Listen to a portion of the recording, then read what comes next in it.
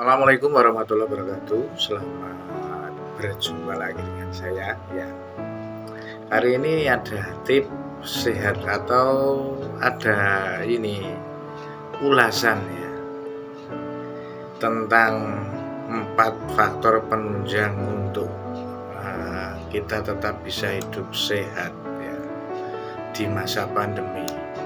Jangan melupakan kesempatan untuk menguji kembali cara-cara kecil dan pengalaman kita yang pengalaman konkret di masyarakat. Dari mereka juga bisa saja ditemukan cara-cara yang sederhana memperoleh hidup sehat. Setiap manusia ini pernah mengalami sakit ataupun karena penyakit tertentu. Sakit dan penyakit yang selalu dialami manusia umumnya tidak pada usia-usia tertentu ya. Intinya gini, tidak pandang usia, baik itu masih muda, anak-anak, dewasa, ini juga bisa mengalami sakit.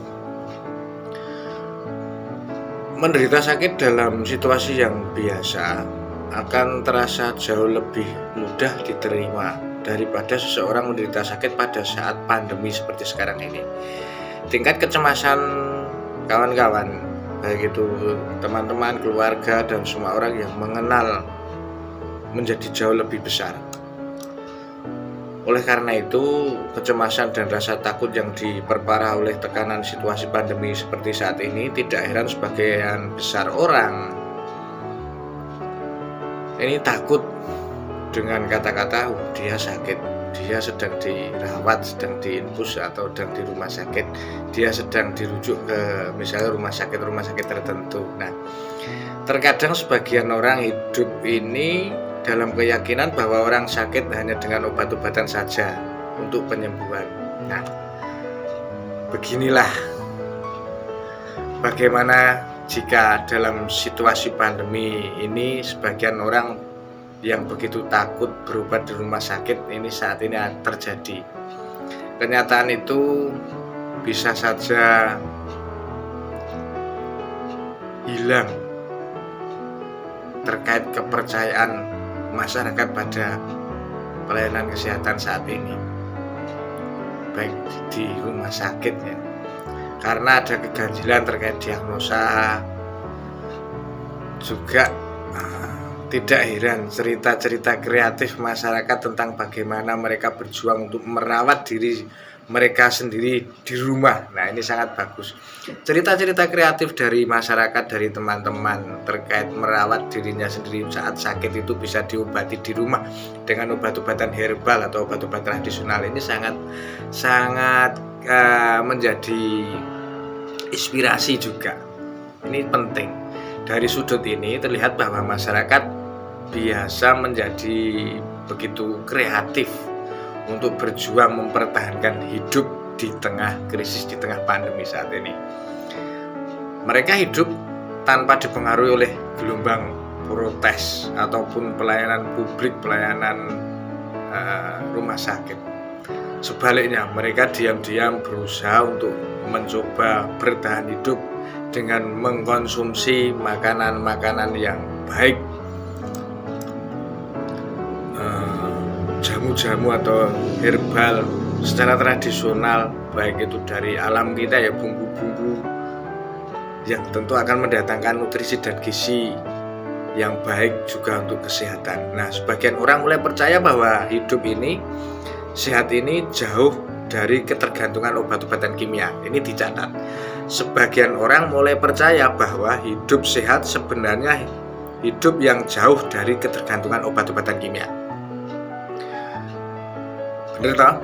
Nah, sebagian lagi mulai berubah keyakinan bahwa pola hidup mereka sudah menjadi bonus hidup sehat. Nah,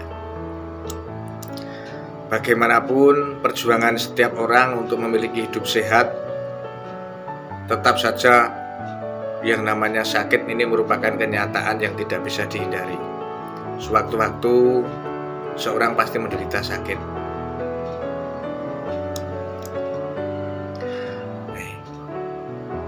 Menghindari rumah sakit dan obat-obatan ini juga berusaha untuk mempengaruhi siapa saja ya. Hanya sekedar sharing ini ya, sekedar sharing. Suatu perjuangan menjadi sembuh di tengah kesulitan atau di tengah krisis atau di tengah pandemi saat ini karena ketakutan masyarakat terhadap rumah sakit terjadi.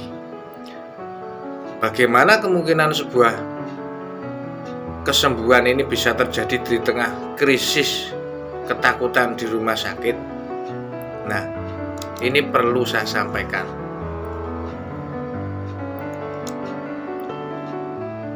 Satu, kemungkinan untuk memperoleh infus alami di rumah. Nah, sekarang bisa browsing-browsing buat infus alami bagaimana. Ini kemungkinan pertama bisa. Jadi infus alami itu bisa dibuat kita di rumah sendiri dengan apa? Karena kita browsing juga bisa. Nah, pelayanan kesehatan tidak lagi terpusat pada rumah sakit, tetapi pelayanan kesehatan bisa terjadi di rumah-rumah.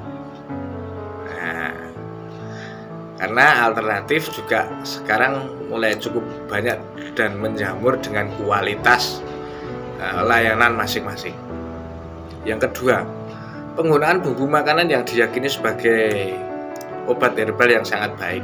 Nah, sekurang-kurangnya seperti jahe, lengkuas, serai, kencur, hanya bumbu dapur, lempon-pon. Ini dengan kreativitas yang cukup tinggi dari masyarakat, ini bisa untuk mengatasi misalnya rasa pegel-pegel, ngilu, hilangnya aroma, rasa, dan sebagainya. Termasuk informasi dikenal banyak orang bisa mengatasi gangguan seperti penyakit pandemi saat ini. Nah, sampai dengan saat ini pun sebagian masyarakat di wilayah pedesaan masih percaya bahwa jenis tanaman herbal, bumbu-bumbu ini tentu dengan beragam pengolahan ini sangat baik digunakan untuk menjaga tetap kesehatan kita tetap bugar ya. Seperti minum air wedang jahe, serai. Yang berikutnya, yang ketiga adalah tetap melakukan aktivitas sehari-hari tanpa ada tekanan ya. Melakukan aktivitas sehari-hari memang sudah merupakan kewajiban kita, apalagi pada saat masa pandemi ini walaupun dibatasi dengan aturan. Alasan sederhana, agar badan tetap berkeringat dan tetap sehat, maka tetap kita beraktivitas seperti biasanya. Ini sangat-sangat penting. Jangan sampai mengurangi aktivitas. Nah, terkadang juga sulit untuk mempercayai dalil ini, tapi karena kita tetap beraktivitas dan berkeringat tentu akan mendapatkan atau fisik yang lebih baik dan imunitas yang lebih prima. Yang keempat adalah faktor lingkungan, udara yang segar dan bersih. Ya, ini sangat penting, apalagi hidup di pedesaan. Alhamdulillah. Kalau di kota biasanya ya ada polusi ya. Hal-hal yang sungguh mengejutkan bahwa kalau misalnya di desa ini menjadi kota, nah ini juga cukup berbahaya, karena kalau desa menjadi kota tentu akan polusi tetap meningkat, dan bila polusi meningkat ini juga meningkat banyak orang yang sakit. Ya, artinya semua orang yang kondisi dimanapun tetap diberi kesempatan untuk menikmati udara segar, dan kemungkinan lain juga terpapar polusi. Nah, dari beberapa ulasan yang saya sampaikan tadi, semoga menjadi wawasan kita, karena faktor yang penting dipertimbangkan pada saat pandemi saat ini adalah cara perawatan kesehatan yang baik, mengenai tempat dan cara, bahkan terkait usia, jenis penyakit dan sebagainya. Ini harus memang dihubung-hubungkan dengan resiko penyakit-penyakit lain. Yang kedua adalah faktor penggunaan bumbu masakan. Jamu herbal ini mempengaruhi kondisi kesehatan masyarakat. Yang ketiga adalah faktor keteraturan atau kedisiplinan dalam melakukan aktivitas, baik itu produktif, berguna, sehat, dan kreatif. Yang keempat adalah faktor lingkungan kita, Nah, terkait polusi. Demikian saya sampaikan, semoga ulasan ini bermanfaat. Terima kasih. Assalamualaikum warahmatullahi wabarakatuh.